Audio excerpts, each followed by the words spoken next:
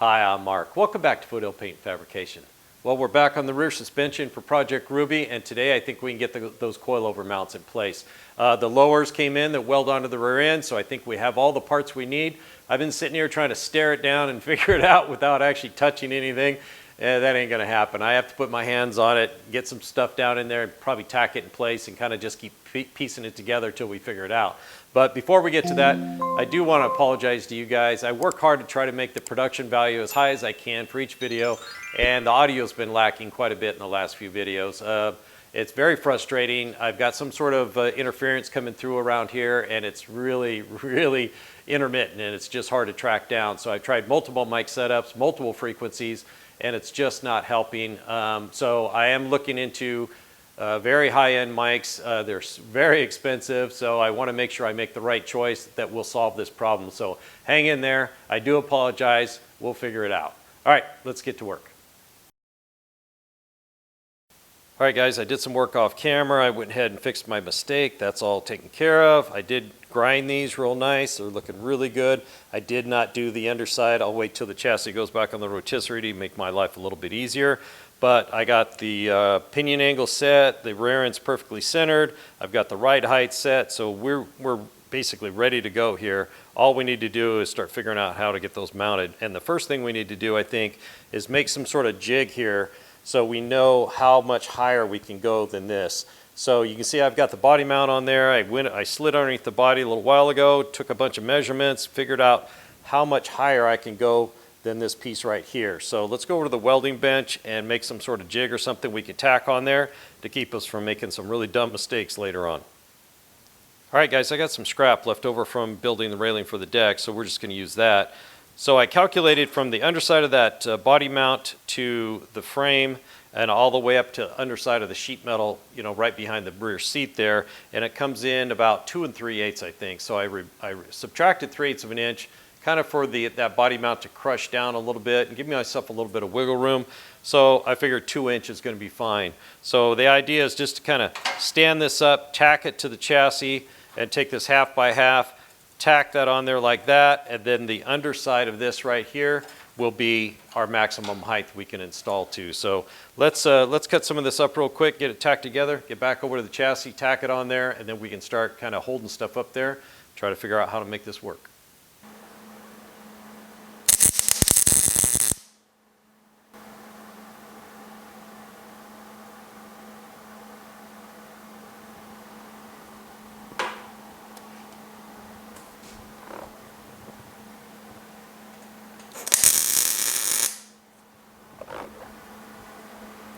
All right, that should do it right there. Hopefully it stayed level. Yep, perfect. All right, get that on both sides. Then we can fabricate right up underneath there if I did all my measurements right. All right, guys, we got both of those in, and I've got one shock hanging off of it with some zip ties here. So I'm pretty sure it needs to go that way more to clear the tube a little bit better and accommodate that other bracket. And then it needs to go outboard more, gives me more room for exhaust over the top. And then the farther it is out here, the more leverage it has. So if you have the shocks too far in or the springs, what will happen is you corner, the body will roll right over the top of them and not compress them. So the farther out here, from what I understand, is better. So I'm going to go ahead and try to follow all the experts I read and watched and listened to, and I will be running them vertically this way and as vertically this way as possible. So they have their most leverage, it's easier to adjust, and it's easier to calculate. That I don't even know if that spring is the right spring rate, to tell you the truth. So, but the next step I think is to get the spring off of there, and then so we can compress and extend it and kind of figure out what we're going to do. All right, guys, a lot has happened since we last spoke. So I've got the bracket on the tube. It is zip tied and a magnet holding it on there. I got the spring off the shock. It's in full compression. The rear end is up at max compression right now. We'll look at that in a sec. And I've got the shock kind of hanging where I want it. And we got a piece of tubing in here. So yeah, I didn't have any tubing in stock, nothing I wanted to use. I do have some square tubing, fairly thick wall. But the problem with square tubing is it doesn't have torsional strengths. And the way we're going to mount these ears on here, it's going to be trying to twist this. And so I just didn't want to risk it. So I ran out and went to get some tubing. The problem is I wanted 1 1/4 inch 120 wall. They didn't have anything. They had 1 inch and 1.5 inches. So I went ahead and got the 1.5 inch 120 wall. It'll be plenty strong. It's just a little bit bigger than I wanted. So let me walk around the back and I'll show you why. Okay, so the rear end is in max compression right there. I've got a 1 inch block in there. I don't have the bump stops, but they're on order and they should be here soon, in a day or two. And they will not compress more than that. So that's as far as that rear end can go up inside there, ever. And not to mention that we're going to start hitting the underside of the trunk if we go any higher. So yeah, we're running out of room. Running this car low is, creating problems, and I don't want to cut the underside of the trunk. So if you look here, I've got the tube up underneath those 2 little brackets we just put on to show us max height. And you see in there, not a whole lot of room right there between those, but there is room. And we're at max compression. It's clearing everywhere else. It's not going to hit. So it literally won't be able to hit as far as I could tell, unless something breaks. And then if something breaks, I got bigger problems than if it bumped it a little bit. So I think we're looking okay right there. I'm not sure, but yeah, well, I'm running out of room. So this is the best I can do. I'm going to try to move the tube a little bit farther forward when I make my bracket, but I'm limited. So you can see this angle iron right here, and that simulates the bracket that goes across the car, and that's what the body mount rests on. So I've actually have this a 1/4 inch that way too far, just to give myself wiggle room. I don't want to, everything so tight, because when we set the body on, those holes are slotted and they can move around because you got to adjust the body to make sure it's perfectly straight on the chassis. Otherwise, your fenders and everything else in the front won't work right. So I've given myself some wiggle room here, not a lot, but some. So we can't go past the edge of this face right here. So I'm going to go ahead and slide this around a little bit. I'm going to go try to design a bracket to hold that shock, and then we'll see where we end up. But it is closer than I would like. I'd like a little bit more wiggle room, but I think I could slide this tube up just a little bit more. All right, guys, I got a bracket designed up, and I went ahead and cut a sample out of some 16 gauge. That's the 2nd or 3rd iteration.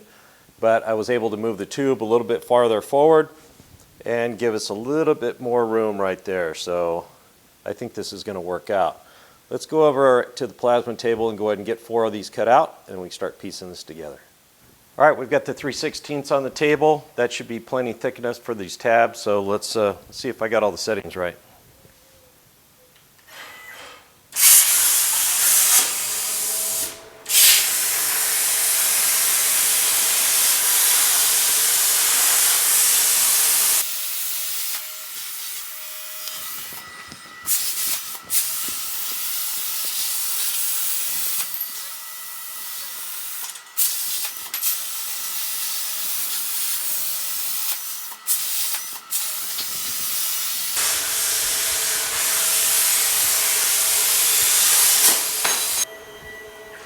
Okay, it looks pretty good, no tip up. So I got the settings better. I used a little bit longer pierce delay, and that seemed to help start. All right, these came out pretty nice. Got a pretty nice edge finish there. The dross is popping off pretty easy with my thumbnail, and they're looking really good. It still kind of amazes me, that's a fairly inexpensive setup, how good it can do. It knocks that little button right out of that hole, and it's just like a piece of round stock you cut off. And like usual, I undersize the holes. I need to run a 1/2 inch step bit through there to knock that out just perfectly round and nice and clean. So let me get these cleaned up, and then we'll go back over to the chassis and start holding them up there and figuring out exactly what angle we're going to put them on. All right, well, I got it up there, and it's looking pretty good. So we have room between where the body is right here and the shock mount. I was able to slide that tube forward a little bit more, and I got a little more gap right there, so that's all a good thing. So I got the mounts all slid over. It's about as close as I dare go over to the trailing arm down there. The spring still has to sit in there, everything else. But we are looking pretty good. Now, nothing's perfectly straight or square or anything. I think I'd probably tack that right up here just to try to hold it in place and maybe couple of small tacks on this. Now this isn't indexed, obviously that tube could turn. We're going to need to tack that here and here just to kind of hold things together. I have to stop looking at it and thinking about it and just start doing. So let me try to line some stuff up. I'm going to get the other side set up, and then I think we'll get the welder out and kind of tack this together and maybe run it through its range of motion, make sure there isn't anything that I missed. Okay, I think I've got it set up, but I need to just do it one step at a time. So I'm going to get the bracket onto the tube. I'll just get it tacked, kind of make sure it's straight and everything, get everything out of the way, duplicate that on the other side, and then move up to the shock portion.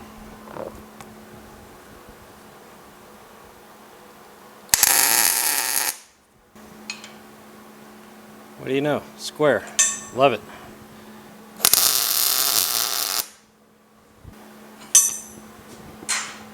All right, it's square tacked on. Now I'm going to duplicate that on the other side, and then we can get the shock back up here and figure the rest of it out.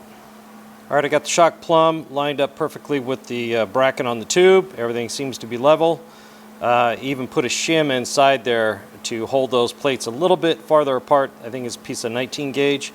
That way, when I go to put it together, it's not like a pressed fit. So I guess we're ready to tack this thing.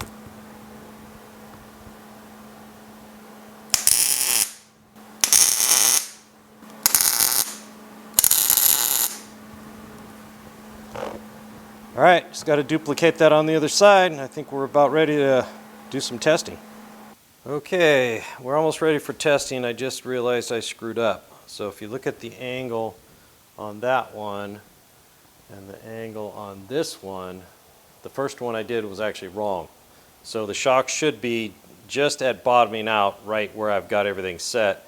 This side has about a 1/4 inch or 3/16 exposed. So I got to cut that apart, get it tacked together, then we can test this thing out.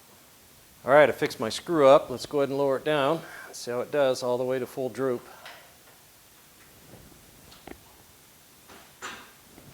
Looks pretty good. I think one shock's adjusted a little bit different than the other, but it's looking pretty good. Let's go ahead and raise it up to ride height. We have one more little thing to do, and then we're actually two small things to do, and then we're just about done with the back end here, at least for tacking it up, so we can get it back up underneath the body and see if all this work is going to clear and it's going to work out. All right, I'm pretty happy with the progress so far, and if everything clears, I think we'll be okay. One of the last things we need to do, obviously we're just going to leave this tube hanging in midair here. There is room up here, so we have to make some sort of little piece that's going to go like this, maybe out of some 10 gauge, and then we can tack that on. These two little tacks I don't think are going to hold when we put the chassis down and roll it down to the shop. So let's make some little brackets for each side, and then we'll go ahead and get those tacked in.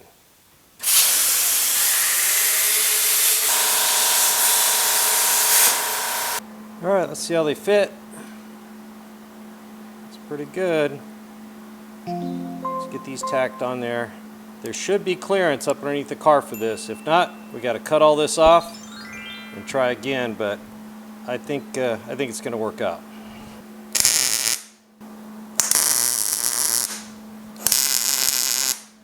All right, that should help hold that from twisting when we're doing our roll down to the shop. Let me do the other side, and I think we're just about done. Okay, one of the last things I want to do is get the shocks out of here. I've taken enough risk with all this tacking and working with them in place, so I don't want to ruin those things. So what I'll do is I've got some 1/2 square tubing. I welded a little piece of pipe on the end. I'll figure out what length to get the car at ride height. I'll just measure these, and then I'll weld another one of these on the end, and that will basically replace the shocks. It'll just be solid. I can roll it down, I can weld, I can hammer, I can grind, and I don't have to worry about ruining those shocks. But before we get to that, I want to go ahead and test it. Just move it up and down by hand without the jack. There's some concern about binding and some other stuff with the shocks being in the front or not straight over the top or not at an angle. So let's just go ahead and pick it up and see how it does.